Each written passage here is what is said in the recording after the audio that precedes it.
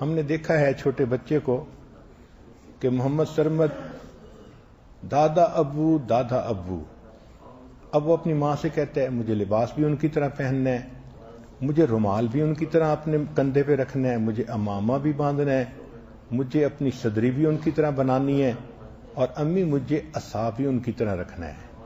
اور ایک دن کہہ رہا تھا امی مجھے داڑھی چاہیے مگر مجھے بابا کی طرح بلیک نہیں چاہیے، دادا ابو کی طرح وائٹ داڑھی چاہیے۔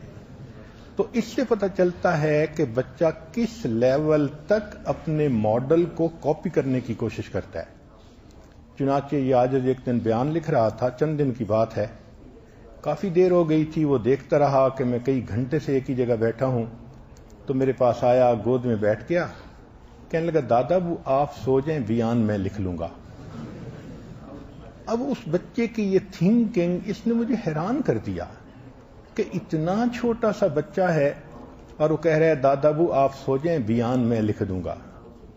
پھر ایک دن اس نے کرسی رکھی اور اس کے اوپر بیٹھ کر اس نے گھر کے بچیوں کو اکٹھا کیا اور کہنے لگا کہ میں بیان کروں گا، تم لوگ سنو گے۔ پھر اس کو بیان کرنا تو آتا نہیں تھا، تو وہ ایسی ہی آوازیں نکالتا رہا، اور آوازیں نکال کر تھوڑی دیر کے بعد کہنے لگا حنانا دادا ابو بیان کرتے ہیں، لوگ روتے ہیں، آپ لوگ بھی تو رو نا۔ اب یہ چیز بتا رہی ہے کہ بچے کے ذہن کی ایک اورینٹیشن ہو گئی ہے۔ چنانچہ ہم نے حرم میں اس کو دیکھا کہ جب ہم نماز پڑھتے تھے تو وہ قرآن پاک کھول کے اس کے صفحے الٹنے لگ جاتا تھا۔ میں نے پوچھا سرمد کیوں کرتے ہو؟ دادا ابو آپ بھی تو قرآن پڑھتے ہیں نا؟ میں بھی بیٹھا قرآن پڑھ رہا تھا۔ اس کا مطلب یہ کہ وہ بچہ ہر چیز میں کاپی کرتا ہے۔ بہت چھوٹا تھا، اس کی ماں نے اسے سکھایا کہ دیکھو جو اذان دیتا ہے اس کو مؤذن کہتے ہیں، اور جو نماز پڑھاتا ہے اس کو امام کہتے ہیں۔ تو ماں نے تو 2 لفظ سکھائے۔ پھر جب گھر کے لوگ اکٹھے ہوئے تو ماں نے پوچھا سرمد بتاؤ اذان دینے والے کو کیا کہتے ہیں؟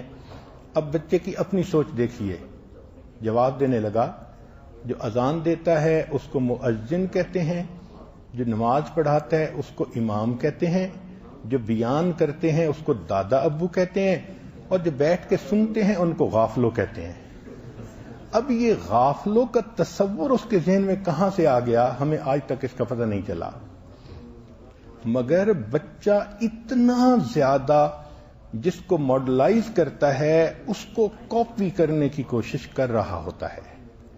ماں باپ اس کی طرف بالکل دھیان نہیں دیتے، ان کے بچوں کے سامنے نہ کوئی ماڈل ہوتا ہے نہ کسی کی زندگی ہوتی ہے، بعد میں شکوے کرتے ہیں ہمارا بچہ دیندار نہ بن سکا۔